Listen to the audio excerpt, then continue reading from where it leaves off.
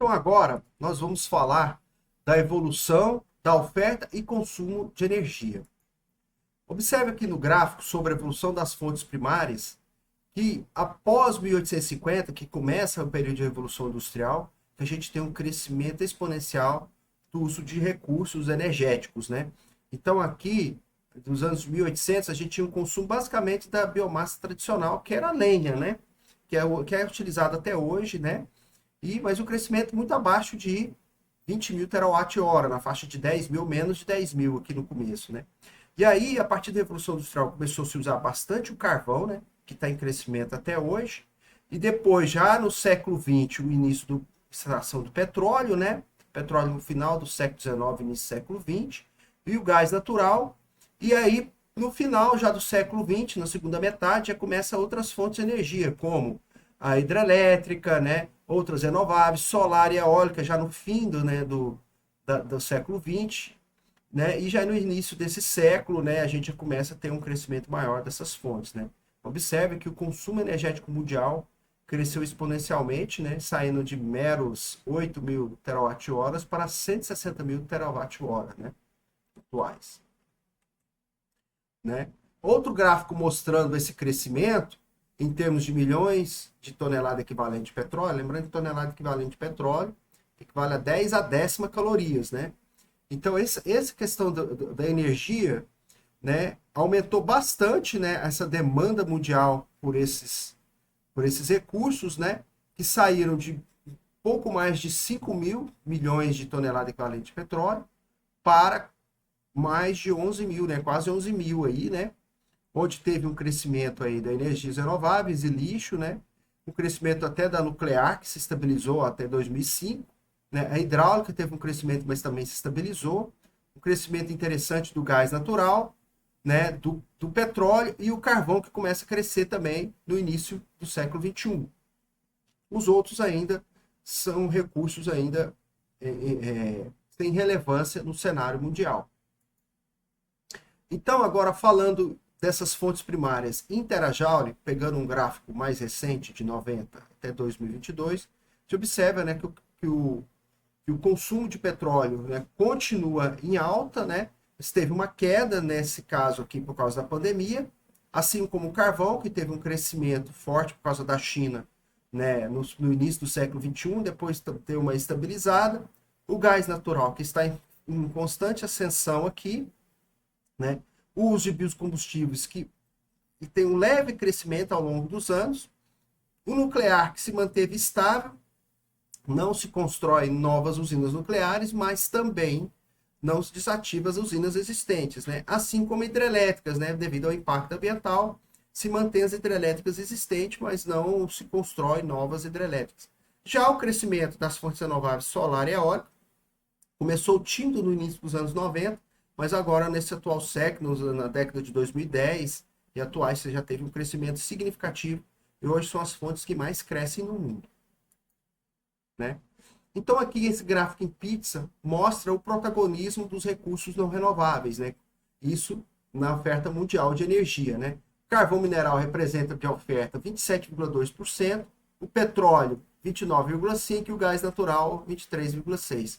Depois que vem a biomassa 9,5%, nuclear 5%, hidráulica 2,5% e as outras fontes como as renováveis, solar, eólica, entre outros, são apenas 2,7%.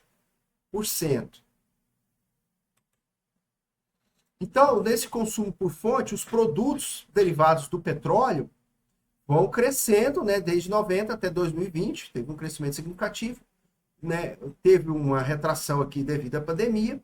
Já o uso da eletricidade, né, foi aumentando ao longo dos anos, a maioria das pessoas foi tendo mais acesso à eletricidade e novas cargas foram aparecendo, né? Como hoje, por exemplo, tem a infraestrutura para recarregar veículos elétricos, novos equipamentos eletrônicos, né? Como celulares, computadores modernos, Alexa. Então, é um consumo de eletricidade mais acessível à população tem aumentado, né? Assim como o consumo de gás natural, né?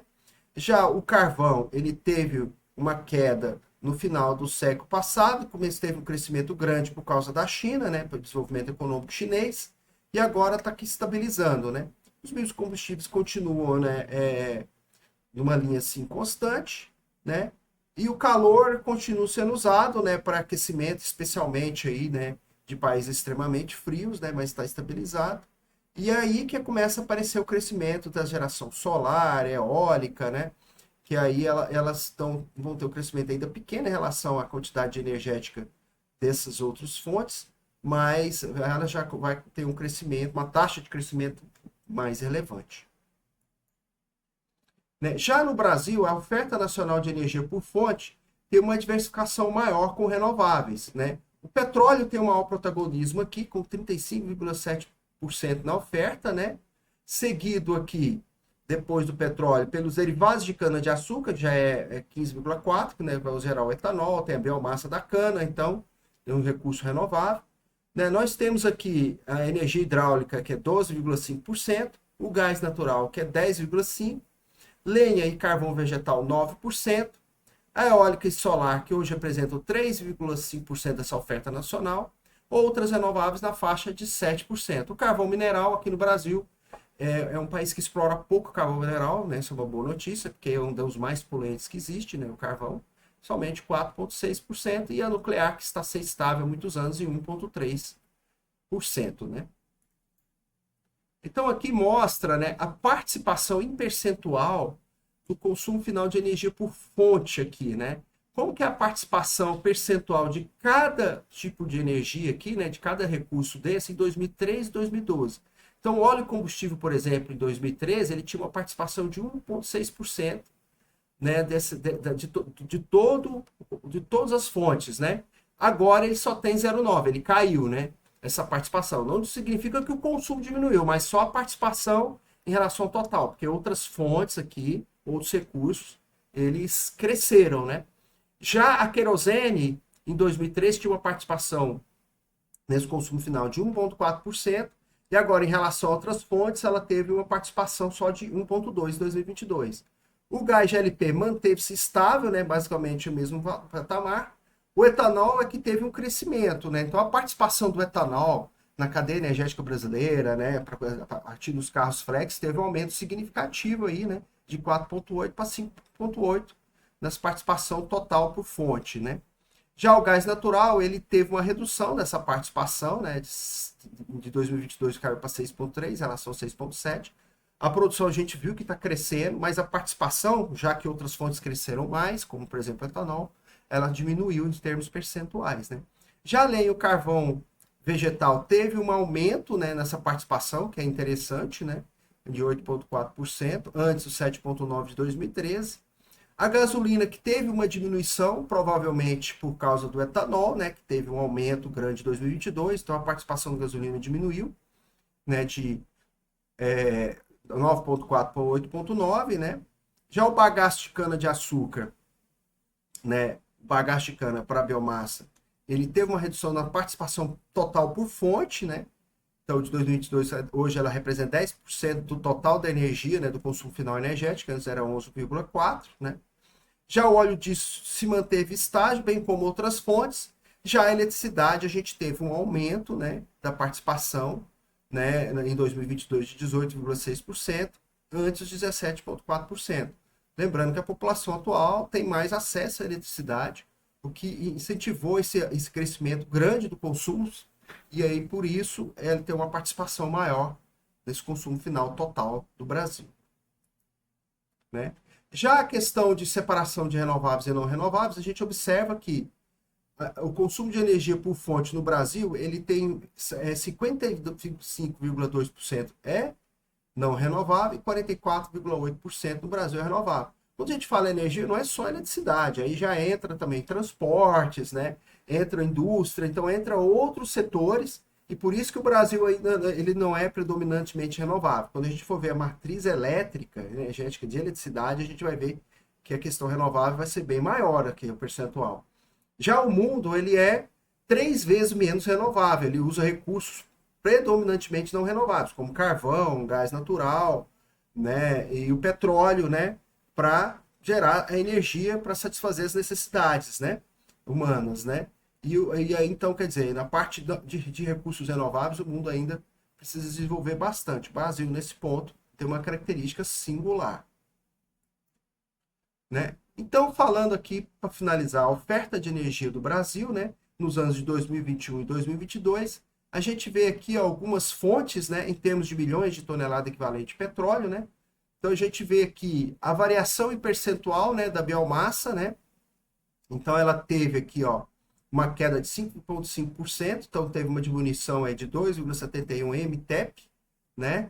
Já a energia hidráulica teve um crescimento de 14%, né?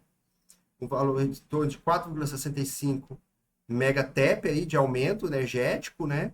Já a lenha e o carvão vegetal, ela teve uma diminuição, mas em termos energéticos ela é pouco significativa, né, no cenário nacional, né? A eólica teve um crescimento de 13% em um ano, e já a solar se destaca com um crescimento aí de 51% em um ano, né? Só que ainda a sua questão energética ainda é pequena em relação a outras fontes renováveis. Já a lixívia e outras renováveis cresceram 18 por 6 e tem um consumo energético interessante. Já petróleo e derivados, né, já são recursos não renováveis. O petróleo cresceu 4,3%, né, de oferta no Brasil entre os anos 2021 e 2022. Porém, o gás natural teve uma queda significativa de 21,2%, né? Foi a maior queda de todas as fontes aqui destacadas, né? Já o carvão mineral teve uma queda de 17,5%, que é importante, né? O Brasil evitar usar esse recurso que deles é o mais poluente, né? Já o urânio se manteve estável, né? Assim, o uso do urânio para energia nuclear, embora tenha previsão de se construir Angra 3, mas ainda não aconteceu. E outras fontes renováveis aqui que caíram 6,2%.